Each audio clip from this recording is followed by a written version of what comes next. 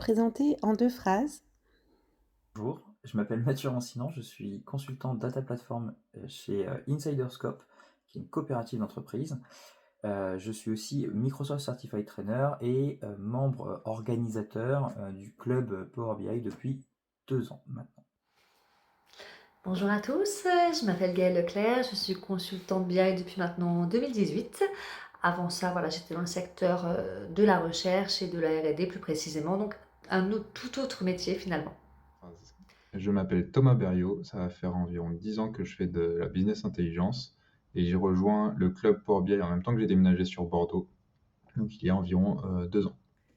Bonjour, je m'appelle Isabelle Van Kampenot, j'habite à Bruxelles, donc je suis en Belgique.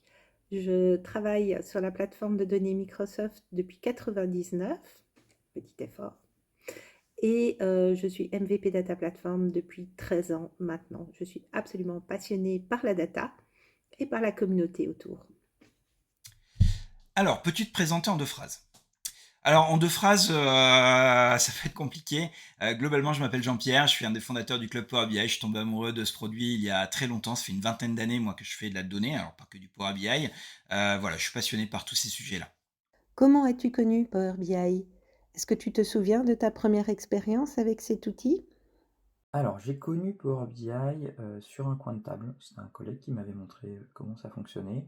On était dans une équipe agile. Qui dit agile dit multi-compétences. Donc, j'avais aussi cette casquette un peu de formateur et coach agile. J'ai eu l'occasion de découvrir cet outil, ça m'a beaucoup servi, notamment à remplacer des grosses macros VBA que j'utilisais pour faire de la comparaison de bases de données et des tests, un gros passé de testeur. J'ai jamais lâché l'outil depuis et on peut dire que ça m'a suivi pas mal. Alors je me rappelle assez bien de ma première expérience avec l'outil parce que finalement elle n'est pas si ancienne que ça, elle date de 2018. C'était dans le cadre d'un premier projet informatique avec la structure dans laquelle je travaillais. Que j'ai eu l'opportunité, c'était vraiment une question d'opportunité, que Power BI est venu à moi plus que moi qui suis venue à lui, finalement. Donc ma relation avec Power BI est un peu particulière car j'ai été embauché à la base dans ma société pour faire du ClickView, donc un autre outil de data viz. Et quelques mois après mon embauche, la société a décidé de basculer sur Power BI qui était un outil naissant et qui était vraiment euh, pas aussi abouti que ClickView à l'époque. Donc vraiment un peu de frustration au début, mais avec les évolutions et tout l'investissement que Microsoft a mis en place, vraiment je ne suis pas dégoûté d'être passé sur cet outil. Alors, comment est-ce que j'ai connu Power BI? En fait, bah, c'est un ami, je dirais, que j'ai connu dès le berceau, puisque la première version du moteur de Power BI Vertipack est apparue dans Excel avec Power Pivot, et les premières interactions sont apparues avec Power View, pour ceux qui se rappellent. À l'époque, on faisait de la BI dans SharePoint, puis Power View est arrivé en Excel, et puis on a enfin eu les rapports Power BI. Et donc, je me suis formée à cet outil euh, en le suivant au fil de l'eau. Alors, ma première expérience avec l'outil, c'était waouh, parce que je venais du monde du Paginated Report, et donc là, c'était pas cette interactivité qui nous fait tous plaisir et qu'on aime tant dans Power BI. Alors oui, ma première expérience avec l'outil, elle date de 2009. C'était une version bêta, c'était le projet Gemini. Il y avait un add-in dans Excel qui s'appelait Power Pivot. Et tout de suite, en fait, j'ai commencé à jouer avec cet outil, moi qui suis fan de Self-Service BI, je me suis dit, il y a peut-être un truc qui va révolutionnaire, c'est peut-être un bien grand mot, mais qui va en tout cas changer la façon dont on propose des outils aux utilisateurs pour pouvoir faire de l'analyse de données. Donc voilà un peu ma première expérience et comment je suis tombé amoureux de cet outil. Comment t'es-tu formé à ce logiciel? C'est quoi ta ressource préférée pour te former à l'outil? Je suis quelqu'un qui expérimente beaucoup. Alors, j'ai surtout appris à faire du Power BI en regardant le blog tous les mois, avec un petit rapport Power BI d'un côté et en faisant mes petits tests.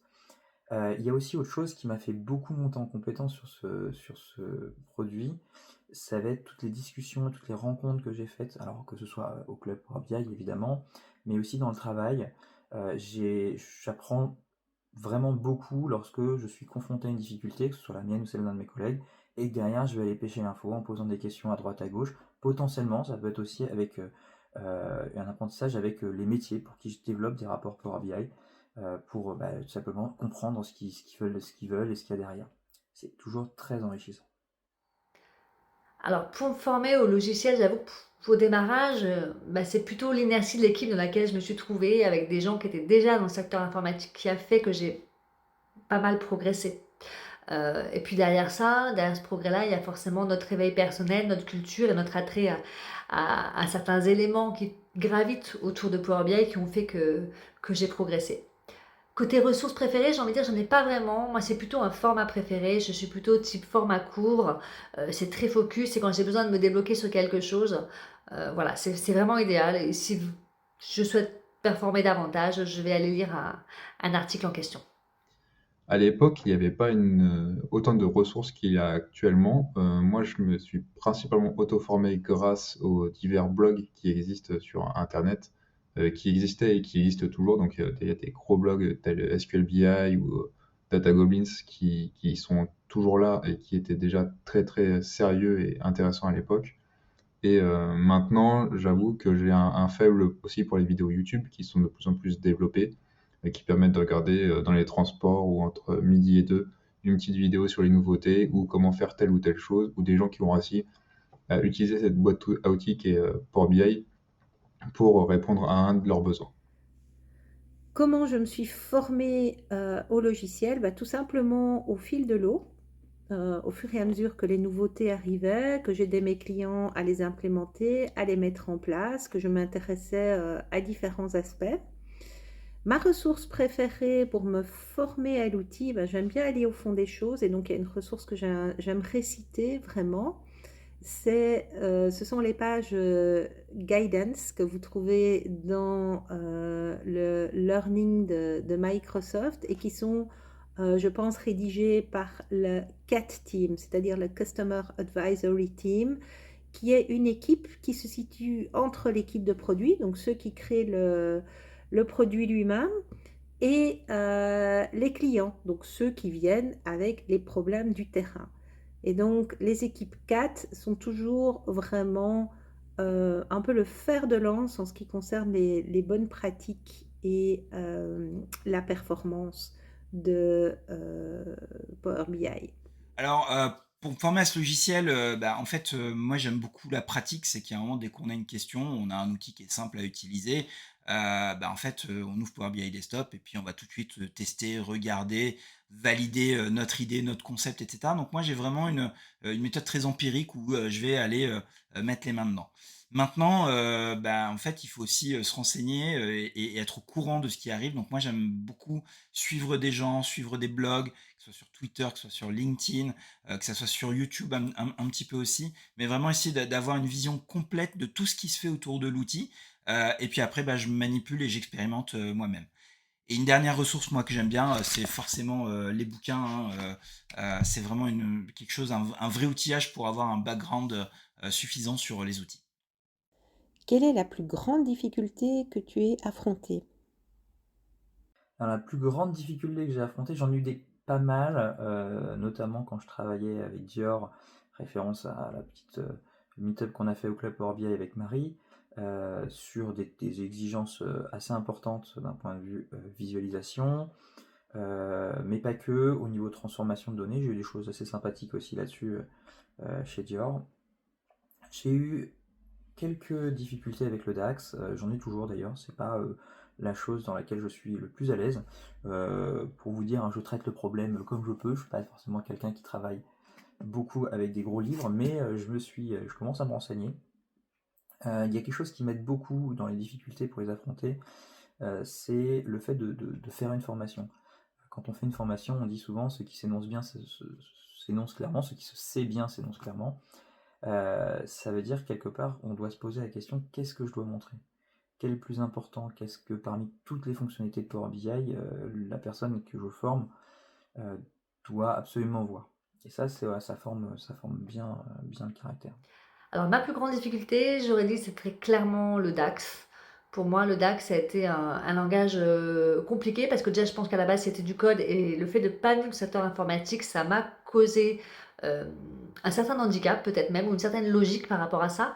Par contre, ce qui est bien, c'est que j'ai compris dans le mode d'apprentissage du DAX quelque chose qui me correspondait bien, que j'ai retrouvé dans mon ancien travail, où plus précisément dans le cadre de la chimie organique, il faut vraiment répéter souvent les formules pour s'en rappeler. Donc chaque année presque, quand vous allez enseigner une nouvelle formule de chimie organique, l'été, vous faites vos petits devoirs. Mais moi, c'est un peu pareil avec le DAX. Chaque année, en fait, je fais mes devoirs, je vais revoir certaines notions pour vraiment mieux les appréhender, mieux les digérer et essayer de ne pas les oublier. Au début de mon utilisation de Power BI, je pense que les plus grosses difficultés que j'ai eues, ça a été la gestion des contextes. Un peu comme tout le monde, je pense, quand on a bien fait notre modèle, qu'on commence à faire nos premiers visuels et que quand on applique quelques filtres, bah, ça répond plus du tout aux besoins que l'on veut exprimer.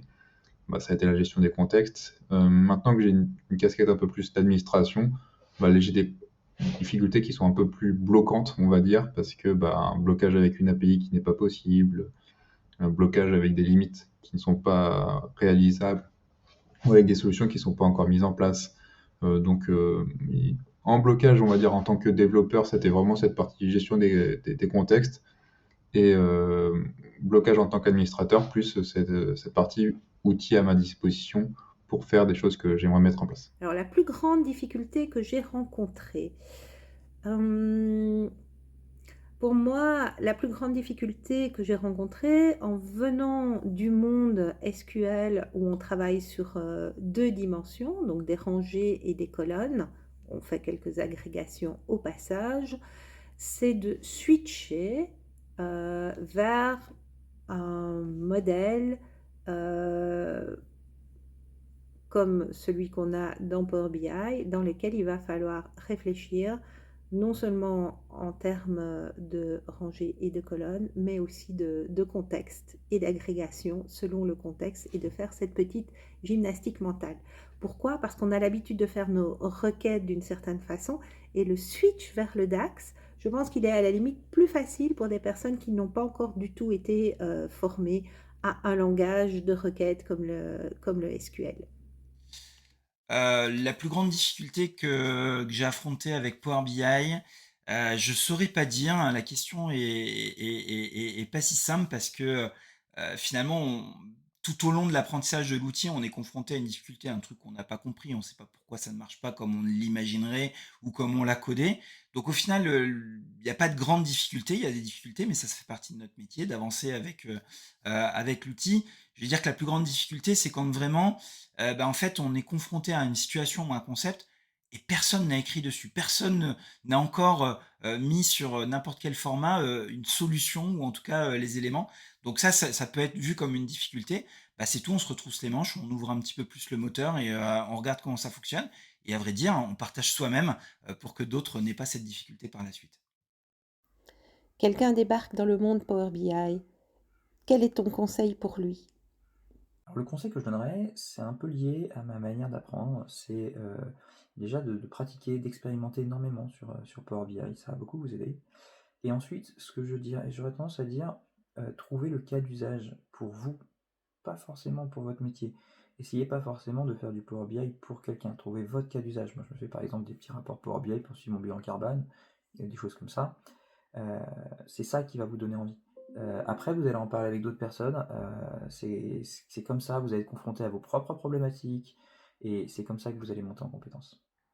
Alors, toute personne qui aura envie d'utiliser la technologie Power BI, j'ai envie de dire aujourd'hui, c'est tout à fait abordable. C'est une technologie à la fois pour les gens qui font du code, les gens qui n'en font pas, ceux qui ont un attrait vraiment fort à la visualisation et aux aspects front. Donc, j'ai envie de dire, il y en a vraiment pour tous les goûts. Et aujourd'hui, avec l'arrivée de Fabric, on a encore plus, je pense, dans cette dimension-là. Être curieux, c'est le plus gros conseil que je peux donner sur Power BI. Il y a tellement de choses, c'est devenu une énorme boîte à outils, encore plus maintenant que c'est rentré dans Fabric et qu'il y a Copilot qui vient de rejoindre la partie. Donc être curieux, fouiller sur Internet, comme je le disais sur la partie se former, ne pas hésiter à aller sur YouTube, fouiner sur YouTube, taper Power BI et trier par dernière sortie, voir ce que les gens ont fait avec Power BI et pourquoi pas s'en inspirer.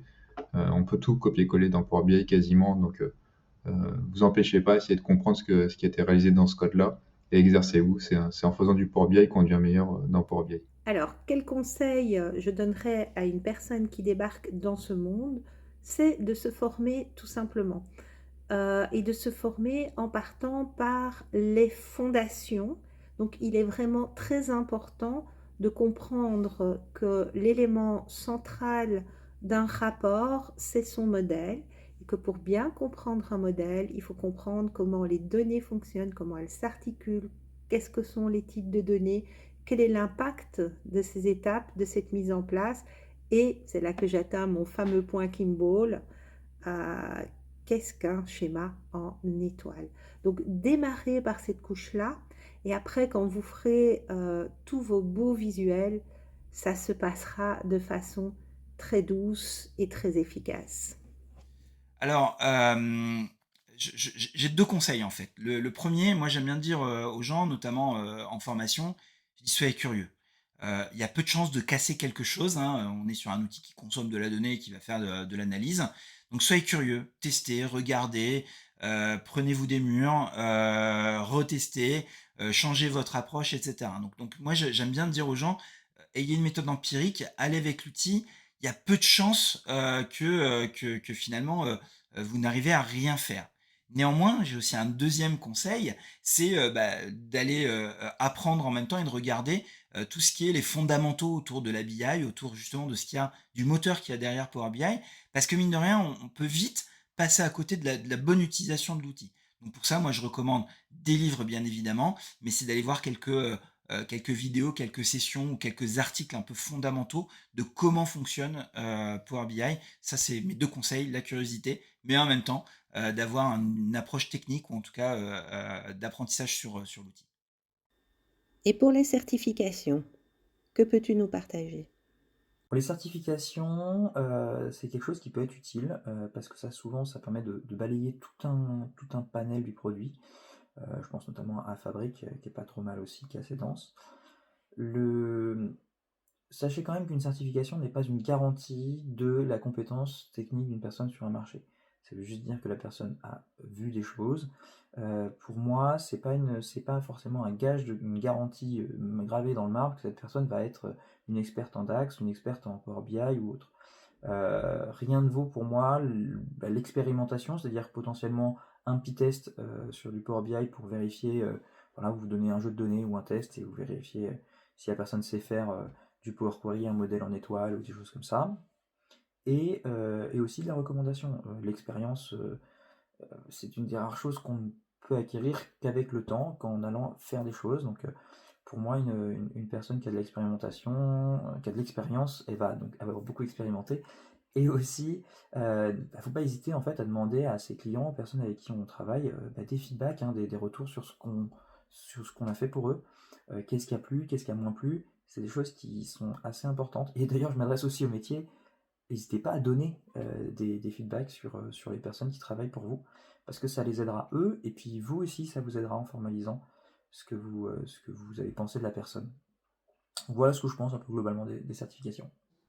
Alors côté certification, je suis super mauvaise élève, je passe plus trop de certifications dans mon quotidien. J'ai bien évidemment eu la PL 300, je pense qu'elle est vraiment accessible à tous ceux qui commencent à travailler avec Power BI, donc j'encourage les gens à la passer. À côté de ça, j'aime la partie certification parce que je trouve qu'elle permet tout de suite d'avoir une bonne overview autour d'une technologie qu'on commence à utiliser, donc j'ai envie de dire allez-y pour ça. Alors là, moi je suis un peu...